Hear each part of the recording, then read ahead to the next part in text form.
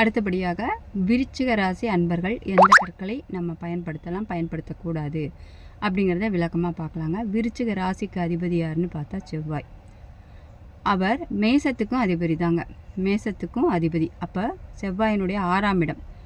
அப்போ விருச்சிக ராசிக்காரர்கள் செவ்வாய் அவங்களுடைய ஜாதகத்தில் எந்த அமைப்பில் இருக்குது, 6ஆம் இடத்துக்கு சப்போர்ட் பண்ணுற அமைப்பில் இருக்குதா அல்லது லக்னத்துக்கு சப்போர்ட் பண்ணல, அதாவது ராசிக்கு விருச்சிக ராசிக்கு சப்போர்ட் பண்ணுற அமைப்பில் இருக்கிறாரா அப்படிங்கிறத கண்டிப்பாக பார்த்துட்டு பவளத்தை போடலாங்க. அடுத்தது பார்த்திங்கன்னா, இந்த ராசிக்கு 2க்கும் 5க்கும் உடையவராக குரு வருவார். கண்டிப்பாக குருவோட கற்கள் இந்த விருச்சிக ராசிக்காரர்கள் நல்ல பலனையே கொடுக்கும்.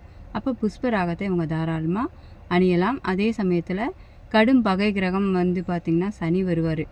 சனி பார்த்திங்கன்னா 3க்கும் 4க்கும் அதிபதியாக வருவார். கண்டிப்பாக சனியோட கல்லையும் நீலக்கல்லையும் தவிர்க்க வேண்டும். அதே போல் மரகத பச்சையும் இவங்க தவிர்க்க வேண்டுங்க.